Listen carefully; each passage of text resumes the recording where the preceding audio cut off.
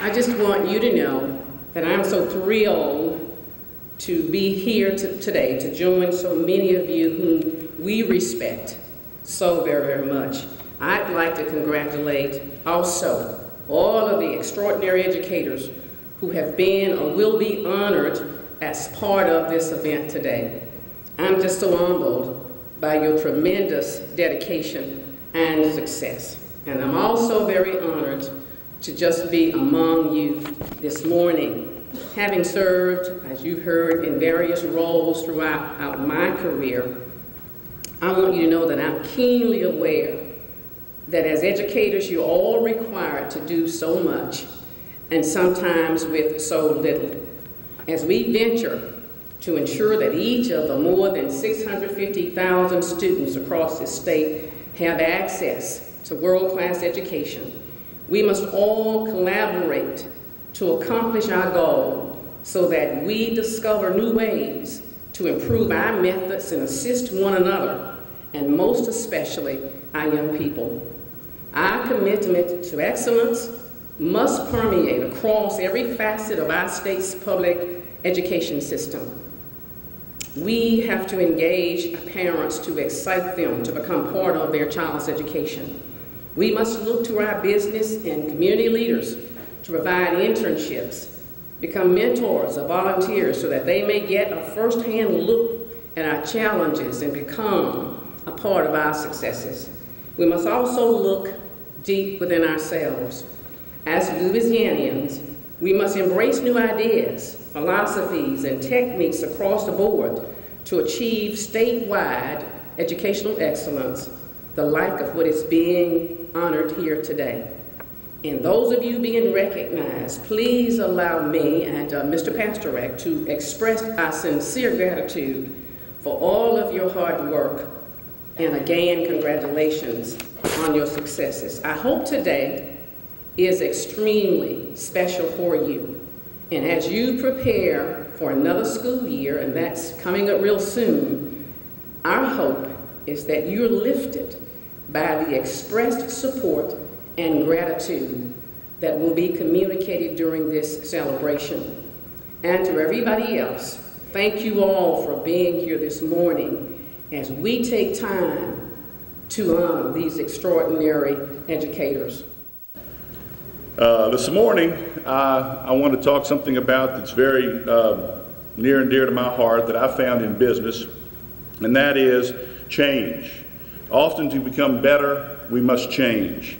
We must embrace change. We must use change to our advantage. And these days, we all know, whether it's education, whether it's banking, whether it's media, change is happening rapidly every day in our lives. So let's take a stop and take a look at history, and you'll find that changes have been with us for decades. And I hope this is something that you can apply as you start a new school year, whether you're a superintendent or a classroom teacher. In 1903, the Wright brothers proved the experts wrong. They flew the Kitty Hawk, the first airplane, a total of 120 feet. It took 12 seconds.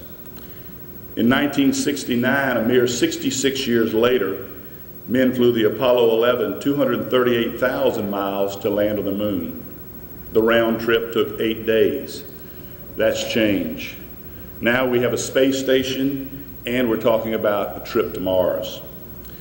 Do you know that in the late 80s, there were only 2,000 computers online? Today, there are more than 2 billion people on the internet. But I have news, only 1 out of 10 live in America. The world is getting smaller and the playing field is changing. The first computer ever built in the 1940s, ENIAC, weighed 30 tons and would have filled this entire room, costing over $500,000. Today, the 3G Apple iPhone that you may have in your pocket or purse has 100 million times the processing power. Now that's change. When you started teaching, had you heard of Facebook or Twitter? Facebook now has 500 million users and would be number 3 in the world if it was a country, ahead of the US. And it gains 600,000 users a day. Also, Twitter now has 50 million tweets a day. And Apple recently downloaded its 10th billion iTunes. Wow.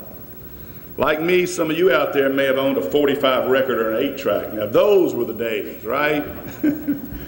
We are living in a period of historic and momentous change. It's an exciting time, but what will your classroom or teaching look like in the future? How will students learn in the future? That may depend upon your attitude toward change. The challenge is, do you see it coming? Are you looking for it? Do you anticipate? Or you trail behind everyone else playing catch up? Or worse, do you try to stop it? You might want to write this down. When asked what was his secret to being the world's best hockey player, Wayne Gretzky said, "I don't skate to where the puck is. I skate to where the puck is going to be." Before I conclude, I'd like to make a few comments and commend a few folks who I've worked with to fight for Louisiana's children and give them the best education choices possible. You may not agree, but they gave me the podium and they may never invite me back, so I'm taking my time.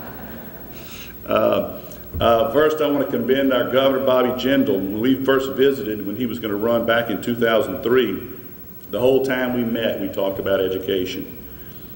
He said he would bring change, and he's brought it year after year and accomplished things that I never thought I would see happen in this state. Trust me, I've been in the arena now for 22 years, and things don't happen without the governor's leadership. I also want to commend Paul Pasterek, Ms. Tyler, and their staff. You know, Paul speaks his mind like I do, and he gets in a lot of hot water just like I do. Fortunately for me, I don't have to work with the legislature. They don't set my salary. He is passionate and wants to see this state improve. He could be doing something else a whole lot easier, but nothing's more important to him than educating our children. I commend Chaz Romer and Penny Dastug and others for their leadership on the Bessie board. I also want to applaud Joe Gresty and Denny and others that are involved with this event today. You know, Joe's not only a great businessman and friend, but he has a passion for educating children and the desire to make a difference. And he puts his money where his passion is. He could be doing something else, but he's in here investing in you. And finally, I want to applaud each one of you that's here, each one of you that's being honored today, for your dedication to our students, to your commitment to excellence, and for preparing our next generation. You are a band of angels doing God's work, and I want to say thank you. I'll leave you with this thought. Two of the greatest days in our lives are the day we were born and came into this world, and the day we discovered why. Thank you.